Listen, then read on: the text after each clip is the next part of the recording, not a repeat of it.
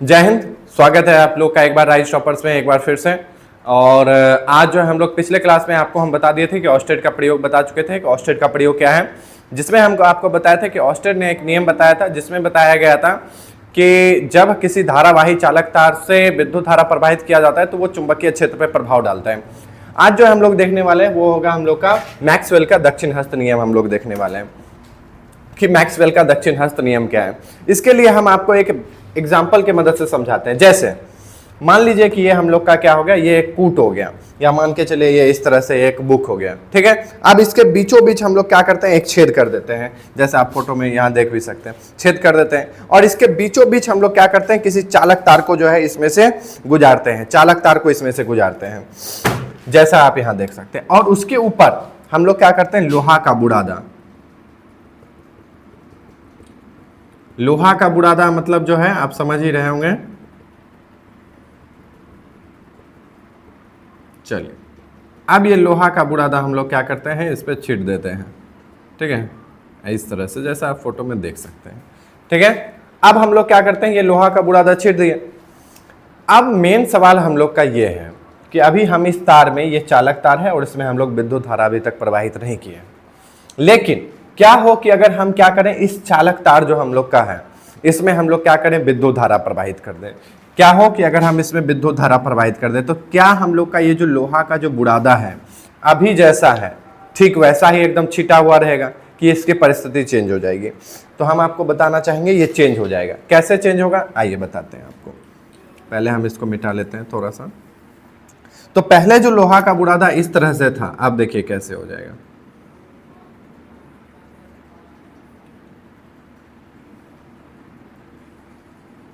अब क्या होगा, ये जितने भी लोहा का बुरादा था ये सब क्या हो जाएगा, ये इसके चारों ओर जो है इस तरह से व्यवस्थित हो जाएगा, जैसा आप देख भी पा रहे होंगे।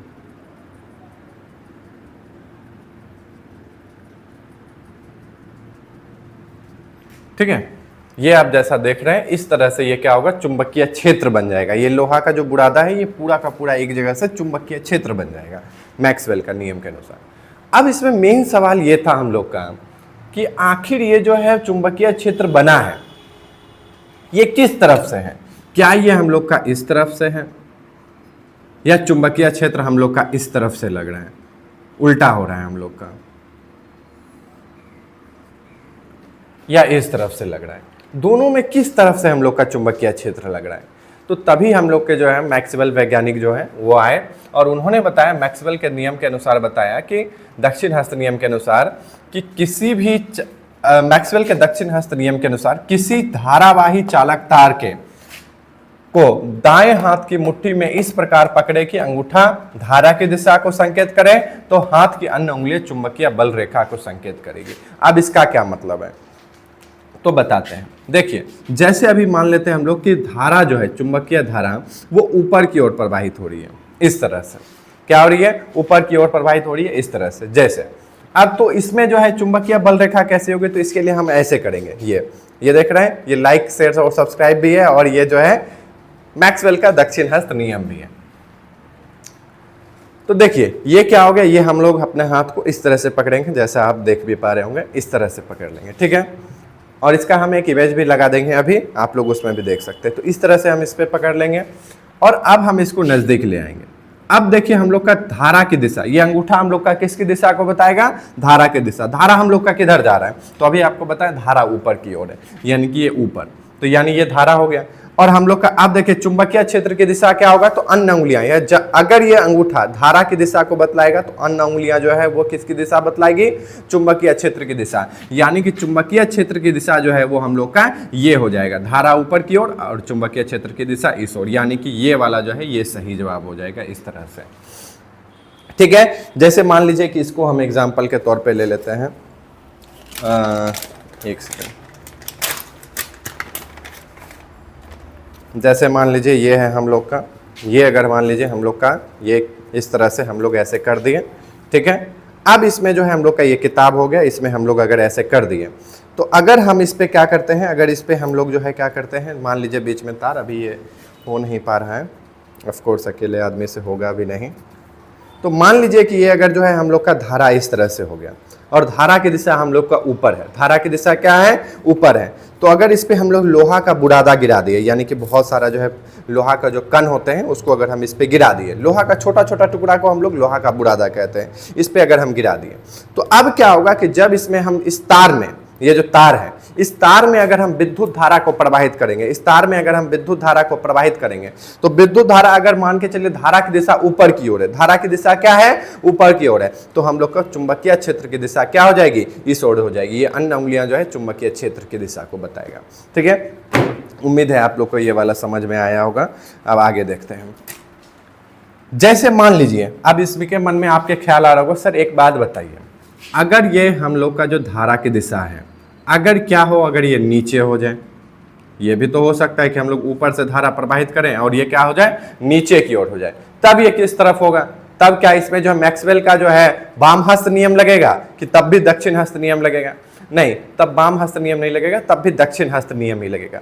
बस अभी जो है ये क्या कर रहे थे, आपका जो अंगूठा था ये धारा यानी ऊपर की दिशा को बता रहा था। अब देख लीजिए धारा, धारा क्या है हम लोग का? नीचे हो गया, तो नीचे कर लीजिए, देखिए ऐसे नीचे कर लिए। अब देखिए अगर ये धारा की दिशा, ये हम लोग का जो अंगूठा है ये किसकी दिशा को बता रहा है? धारा की दिशा। तो बाकी जो चीज है वो हम लोग का ये जो है चुंबकीय क्षेत्र की दिशा को बताएगा, यानी ये जो है हम लोग का इस तरह से चुंबकीय क्षेत्र जो है अब इस तरह से हो जाएगा, इस तरफ से लगेगा। तो उम्मीद है आपको ये समझ में आया होगा। अब देख लीजिए एग्जाम में अगर आ गया तो हम लोग कैसे लिखेंगे। तो एग्जाम में आ गया तो हम लोग का इस तरह से क्वेश्चन रहेगा, मैक्सवेल का दक्षिण हस्त नियम क्या है, या फिर आपसे ये पूछेगा मैक्सवेल के दक्षिण हस्त नियम का वर्णन करें। तो हम लोग लिखेंगे मैक्सवेल के दक्षिण हस्त नियम के अनुसार किसी धारावाही चालक तार के, किसी धारावाही चालक तार को, जैसा आपको हम बताएंगे कि किसी भी धारावाही चालक तार को, जैसे मान लीजिए ये हम लोग का धारावाही चालक तार है, ठीक है, दाएं हाथ की मुट्ठी में इस प्रकार पकड़ेंगे, इसको जो है दाएं हाथ मतलब समझते होंगे आप, राइट हैंड जिसको हम लोग बोलते हैं, ये वाला हाथ जिससे हम लोग खाना खाते हैं। तो दाएं हाथ की मुट्ठी में इस प्रकार पकड़े कि अंगूठा धारा की दिशा को संकेत करे, तो हाथ की अन्य उंगलियां चुंबकीय बल रेखा की दिशा को दिशाओं को बतलाएगी। तो इसको जो है अगर हम लोग मान के चले धारा ऊपर की ओर है, तो अगर हम इसको इस तरह से पकड़े, तो अगर अंगूठा अगर हम लोग का मान लें कि अंगूठा अगर हम लोग का धारा की दिशा को बतला रहा है, तो हम लोग की हाथ की अन्य उंगलियां क्या बताएगी? चुंबकीय क्षेत्र की दिशा को बताएगी।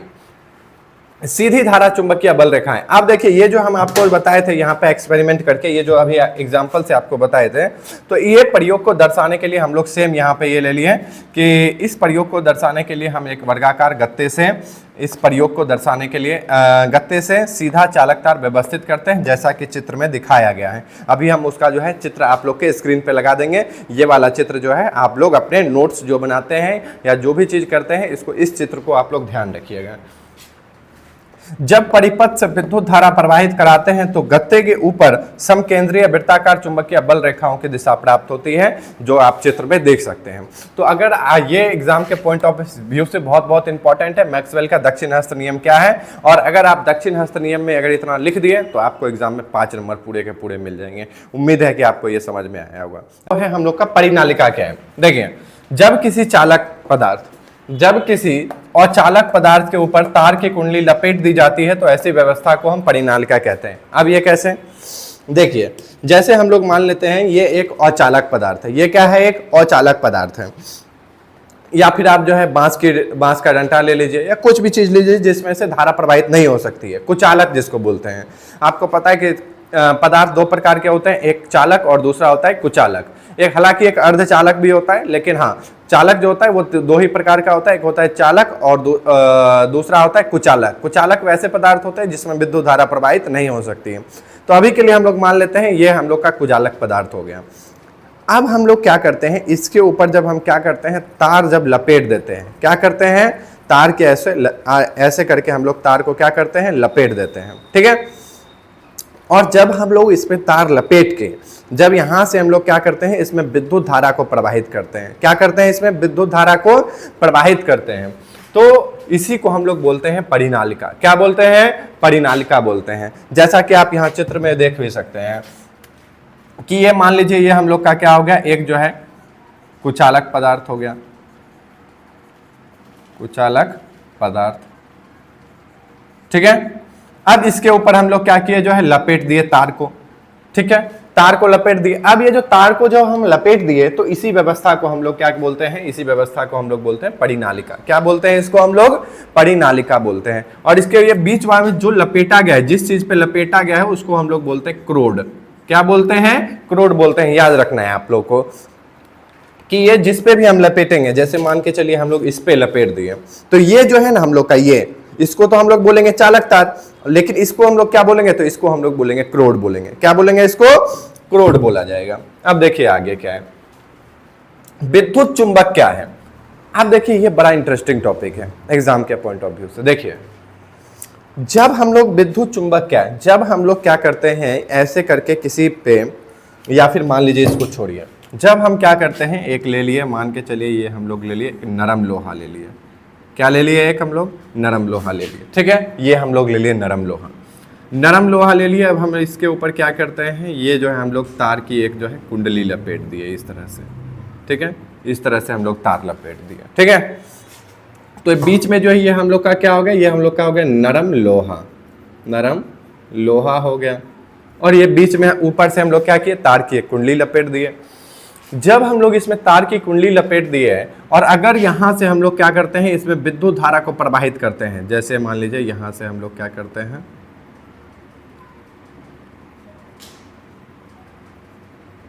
यहां से हम लोग क्या करते हैं, इसमें विद्युत धारा प्रवाहित करते हैं, तो इसमें क्या आ जाएगा, ये जो है इसमें चुंबकत्व का गुण आ जाएगा। क्या आ जाएगा, इसमें चुंबकत्व का गुण आ जाएगा। और इसी चीज को हम लोग बोलते हैं विद्युतीय चुंबक बोलते हैं। क्या बोलते हैं इसको, विद्युतीय चुंबक बोलते हैं। जैसे मान लीजिए ये है हम लोग का, कि यहां हम लोग का ये हो गया।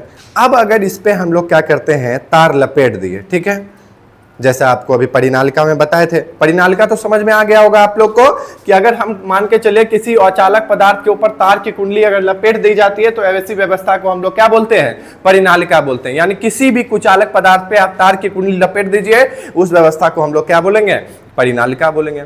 अब देखिए ये क्या होता है, जैसे हम लोग मान लिए कि ये ले लेते हैं, ये ले लिए हैं, अब इसके ऊपर हम लोग तार ऐसे लपेट दिए हैं, ठीक है। अब हम लोग क्या करते हैं, दोनों में जो है, इसमें जो है हम लोग धारा प्रवाहित करते हैं। क्या करते हैं, धारा प्रवाहित करते हैं। तो ये जो है ना पूरा का पूरा जो आप देख रहे हैं, इसमें हम लोग का चुंबकत्व का गुण आ जाएगा। क्या आ जाएगा, इसमें चुंबकत्व का गुण आ जाएगा। तो अगर हम नरम लोहा के ऊपर, जैसे ये मान लीजिए नरम लोहा है, ठीक है, तो नरम लोहा के ऊपर अगर हम तार को लपेट देते हैं, नरम लोहा के ऊपर हम लोग क्या करते हैं, तार को लपेट देते हैं, तो ऐसी व्यवस्था को हम लोग बोलते हैं विद्युत चुंबक बोलते हैं। क्या बोलते हैं, विद्युत चुंबक बोलते हैं। यानी कि ये हम लोग का जो हो जाएगा, ये विद्युत चुंबकत्व क्या तरह काम करेगा, विद्युत चुंबक, ठीक है, ये चुंबक की तरह काम करेगा।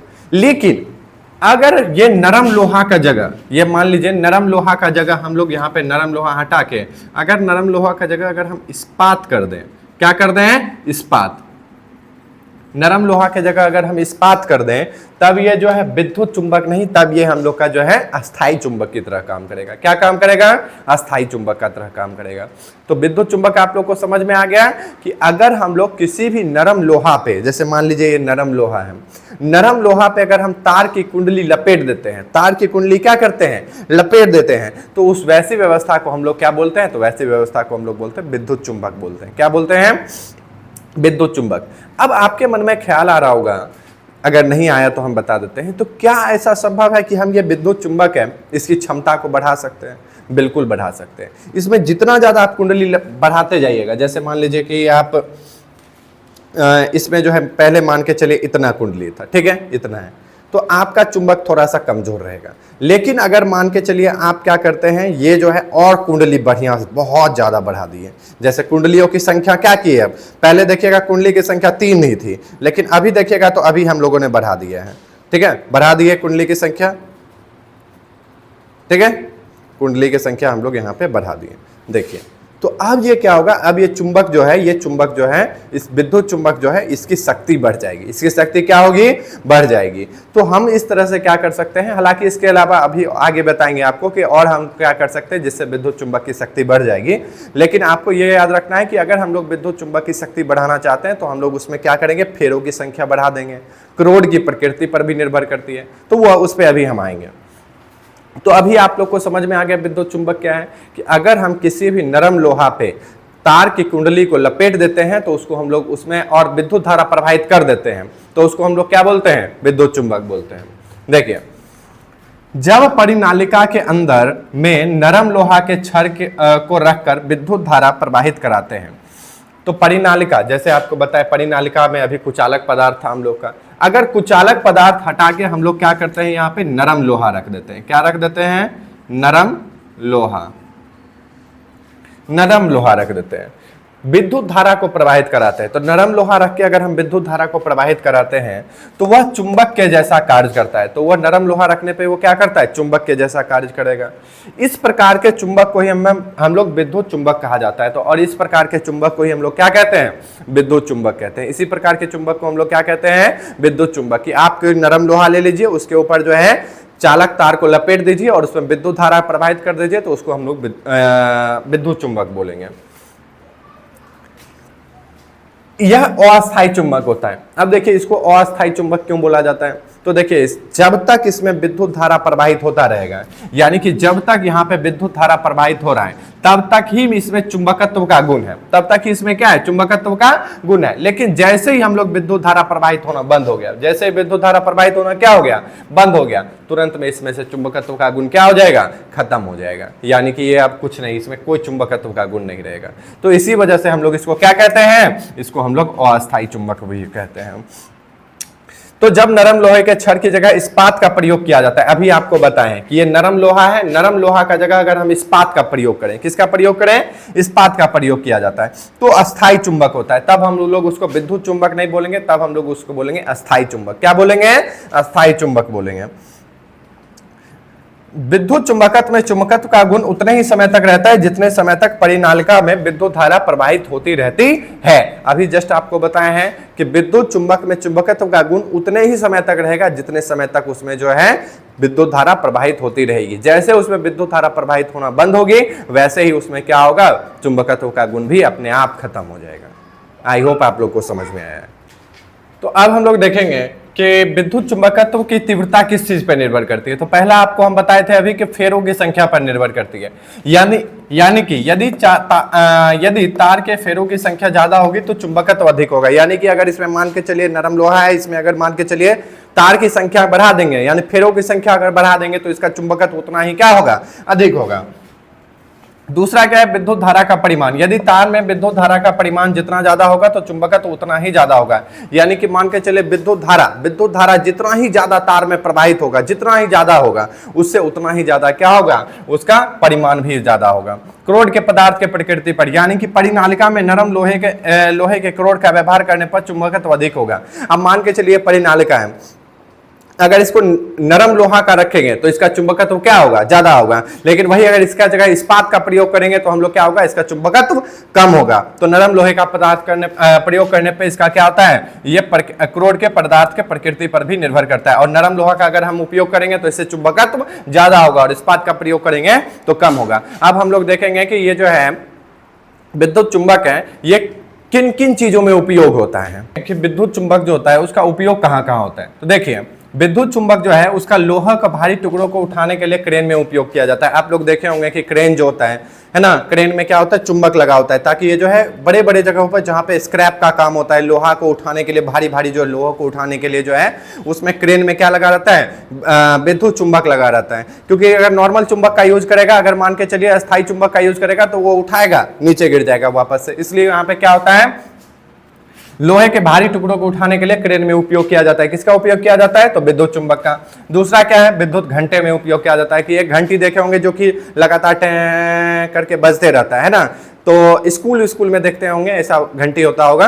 तो उस घंटी का क्या होता है, तो उसमें जो होता है ये विद्युत घंटी का ही यूज किया जाता है। अगला क्या है, माइक्रोफोन में यूज किया जाता है। माइक्रोफोन में भी विद्युत चुंबक का उपयोग किया जाता है। टेलीफोन रिसीवर जो होता है वो देखते होंगे, जो टेलीफोन जो होता है उसको कान में लगा के जो है बात करते हैं, तो रिसीवर जो होता है टेलीफोन रिसीवर, उसमें भी क्या किया जाता है, तो विद्युत चुंबक का ही प्रयोग किया जाता है। उसके अलावा जो है टेलीविजन में यूज किया जाता है। जो आप टीवी देखते हैं, टीवी आप लोग के जो घर में है, उस टीवी में भी जो है विद्युत चुंबक का ही उपयोग किया जाता है। और एक जो है लास्ट लाउड स्पीकर में इसका यूज किया जाता है। ये जो प्रश्न है ये आपका जो है लघु में पूछा जाता है, लघु उत्तरीय प्रश्न में। और अगर आप ये जितना भी बोले हैं इसमें से मान के चलिए कोई भी 3-4 अगर लिख दिए, 6 हम लिख पाए, 6 में से कोई भी 3-4 अगर आप लिख दिए तो आपको पूरे के पूरे नंबर मिल जाएंगे, कहीं कोई दिक्कत वाली बात नहीं होगी। ये अगर आप ये जितना बोले हैं इतना अगर आप लिख के आ गए तो एग्जाम में, ठीक है। तो ये बहुत इंपॉर्टेंट प्रश्न है जो कि एग्जाम में पूछा जाता है लघु में। अगला जो है वो है हम लोग का विद्युत चुंबक और अस्थायी चुंबक में अंतर लिखे। देखिए तो ये भी एग्जाम के पॉइंट ऑफ व्यू से इंपॉर्टेंट क्वेश्चन है, ये है ना, ये भी एग्जाम में पूछा जाता है कि विद्युत चुंबक और अस्थायी चुंबक में अंतर स्पष्ट करें। तो सबसे पहले हम लोग क्या लिखते हैं, विद्युत चुंबक में ये अस्थायी चुंबक होता है। आपको बताए थे कि विद्युत चुंबक को क्या बोलते हैं, अस्थायी चुंबक बोलते हैं, क्योंकि उसमें तभी तक विद्युत धारा, जब तक विद्युत धारा प्रवाहित हो रहा है तभी तक उसमें चुंबकत्व का गुण होगा। जैसे विद्युत धारा प्रवाहित करना हम लोग बंद करेंगे उसके चुंबकत्व का गुण क्या हो जाएगा, खत्म हो जाएगा। लेकिन अस्थायी चुंबक जो होता है वो क्या होता है, अस्थायी चुंबक रहता है, उसमें जो है विद्युत धारा से उसको कोई लेना देना नहीं है, इसकी शक्ति ज्यादा होती है। विद्युत चुंबक जो है उसकी शक्ति क्या होती है, ज्यादा होती है, लेकिन अस्थायी चुंबक की शक्ति क्या होती है, कम होती है। इसकी शक्ति फेरों की संख्या पर निर्भर करती है। इसमें बताए थे कि आपको इसकी शक्ति किस पे निर्भर करती है, फेरों की संख्या पे। जितना ज्यादा फेरों की संख्या रहेगी उतना ही चुंबक अधिक प्रभावी होगा। लेकिन इसकी शक्ति किस पे होती है, निश्चित होती है। इसकी शक्ति न बढ़ सकती है न घट सकती है, यानी इसकी शक्ति निश्चित होती है। तो उम्मीद है कि आप लोगों को आज का क्लास पसंद आया होगा। वीडियो डालने में काफ़ी लेट हो गया, उसके लिए माफ़ी चाहते हैं आप लोगों से, लेकिन अब कोशिश करेंगे कि आप लोग को सप्ताह में 2 से 3 वीडियो बना के डाला जाए। उम्मीद है आप लोग को यह आज का क्लास पसंद आया होगा। अगर आप लोग को आज का क्लास पसंद आया तो नीचे दिए गए सब्सक्राइब बटन को क्लिक कीजिए और लाइक शेयर और सब्सक्राइब आप लोग बहुत जरूर कीजिए राइज टॉपर्स चैनल को। बहुत बहुत धन्यवाद। जय हिंद।